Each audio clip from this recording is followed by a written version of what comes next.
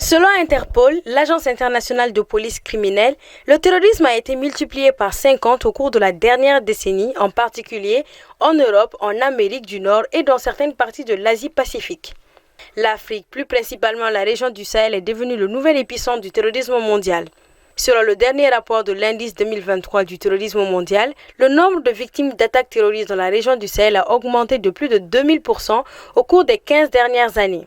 Le Burkina Faso est le premier pays sur le continent et le deuxième mondial le plus touché par le terrorisme, avec plus de 20 000 personnes tuées par des djihadistes, dont près de 4 000 depuis 2015, selon l'ONG Accolade qui répertorie les victimes de conflits.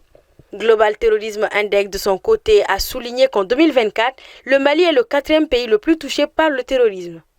Au cours des dernières années, le pays a connu une augmentation exponentielle des incidents violents entraînant la mort de plusieurs militaires et civils et exacerbé la crise humanitaire et sécuritaire en cours dans le pays selon les experts. La lutte contre le terrorisme est un combat ou une lutte qui va prendre du temps.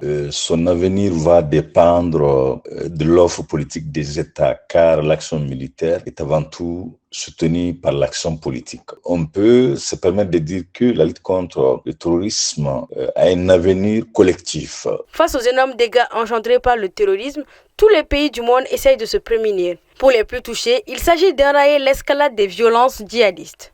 C'est le cas de la zone dite des trois frontières entre le Mali, le Niger et le Burkina, qui se sont réunis dans l'Alliance des États du Sahel afin de mener des opérations conjointes pour venir à bout du terrorisme dans la région. Il n'est pas exagéré de penser que l'AES, dans un avenir relativement court, pourrait, à défaut d'éradiquer la nébuleuse terroriste, réduire drastiquement la menace, l'empêcher à se métastaser, notamment vers les pays côtiers. Une alliance sur le plan sécuritaire déjà qui est parvenue à obtenir des résultats probants. Maintenant, à ce niveau également, il faut être prudent dans l'analyse. Est-ce que l'AES a-t-elle les moyens financiers conséquents de soutenir ces actions coordonnées conjointes que mènent les trois armées sœurs dans la durée? Est-ce que d'éventuelles élections dans ces trois États, les élites qui vont être issues vont-elles s'inscrire dans la même dynamique que le sont aujourd'hui les trois militaires au pouvoir? Malgré les efforts déployés, le terrorisme continue de s'adapter aux mesures de sécurité avec des tactiques toujours plus sophistiquées